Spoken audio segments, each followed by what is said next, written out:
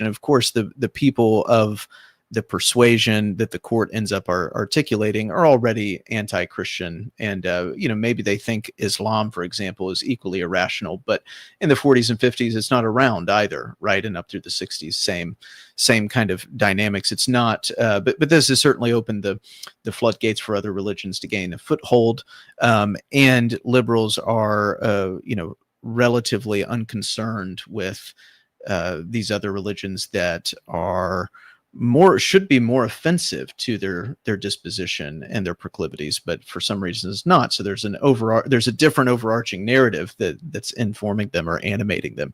But it's in Everson in particular, what's interesting, why it's an interesting case, is it's a pretty innocuous case. It's about basically public provisions for busing to students, voucher system for busing, that applied to everybody. Right. So the fact that in this case, predominantly Catholics in New Jersey were using this for their parochial schools, the court even decided was not a problem. This is a sort of neutral law. Everyone can benefit from it. So for the particular case in controversy, no further action was required. Right. This is solved. It's not a violation of anything. But Justice Black, writing for the majority, decides, no, it's time to go ahead and articulate what we think the Establishment Clause does anyway. And the courts usually do this when they're sort of wish casting, right? They're signaling what the kind of case we really want you to bring so we can make this definitive. So we're going to, through our dicta, tell you what the Establishment Clause means, even though it wasn't violated here, we have to say, right? So this is where all of a sudden the Establishment Clause means that both state and federal governments lack any and all competency to determine anything about religion whatsoever, right? This competency is completely gone. And that, as you're pointing out, means they certainly can't decide later as things develop for various reasons, whether certain religions are incongruent with the American way of life, right? So you've sort of taken that tool completely out of the toolbox for any government. They claim this is, of course, original intent and all of this. And the rest of the 20th century after Everson is really just about applying this to various things, especially you'll see if you look up, just Establishment Clause cases, sort of the string citation of most of them have to do with education, right? Most of them are in the public school arena. You have some that are dealing with, in 61, they decide Maryland's very bland theistic oath of office is unconstitutional. There's other cases dealing with public displays of, crosses or the Ten Commandments or what have you. But most of them are really about what are we doing with the kids, right? How are we indoctrinating them? So the left recognizes way earlier than the right does, or at least the mainstream right does, that this is really all about indoctrination, and you're going to do one or the other with your children. And so this becomes the battleground. Only recently have you seen people on the right start to kind of recognize this, but it's very obvious that the right or the left knew this 100 years before we did and acted accordingly. And so the case immediately after Everson the next year is about, in Chicago public schools, are you allowed to have a voluntary sort of theology elective that requires parental consent? And they had them for Protestants, Jews, and Catholics. And the court says, no, this is a clear violation of the Establishment Clause. You can't, educate your kids the way you want to if it's going to be religious. And this sort of liberalism has to have a formalist view of what religion is. You need the collar. We kind of know it when we see it. It has to be official. These are the things that are bad that lead to the horrors of the 20th century, not any other ideologies, right? It has to be these formal, if you use Rusty Reno's phrase, these strong gods, right? You have to get rid of them. So much of it, again, has to do, and I think the founders recognize this, right? You can read Benjamin Rush and others on, we've got to indoctrinate our kids. You have to teach them, your religion. Otherwise, this falls apart. So the left and the progressives in the 20th century sort of got on about this and got serious about it. And this is what has opened the floodgates to many crazy things in our schooling system.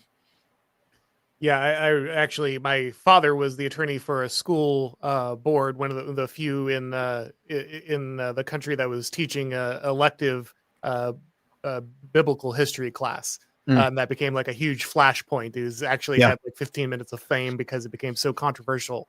Not that there was any religion being taught, not that it was required to be taught, but that Yeah. you could elect, perhaps, maybe, to go learn, something about the book that defined our entire culture and civilization. That was considered very, very edgy and revolutionary at that time.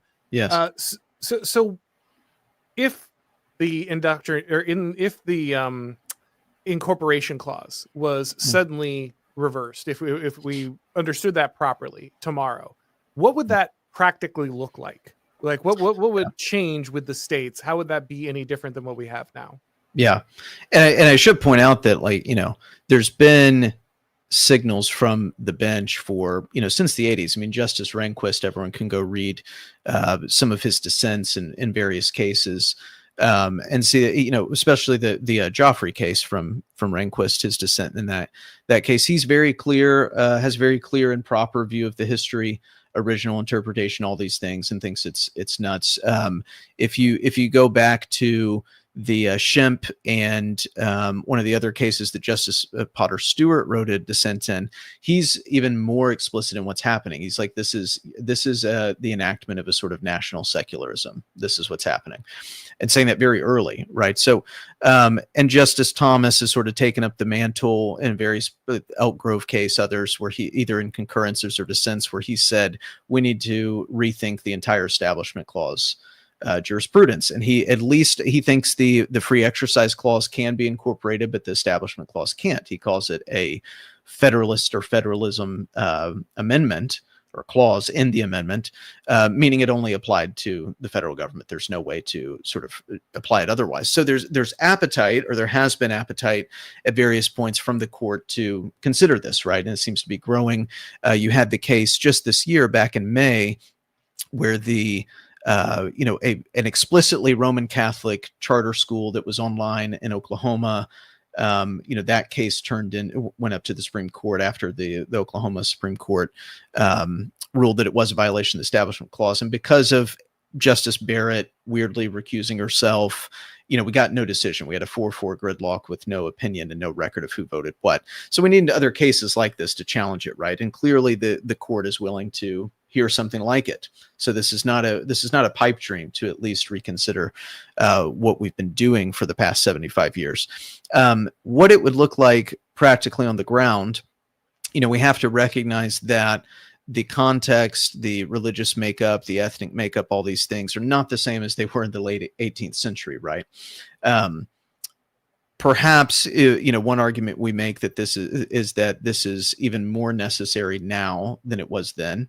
From the perspective of an 18th century person, they thought their country was almost irreconcilably diverse, right? We think it's quaint now that it's 95% Anglo-Protestantism, but they think it's maybe unworkable that you have Quakers and Anabaptists and Anglicans, Tories, along with Congregationalists and Presbyterians and Baptists all in one place, right? This is just nuts to them.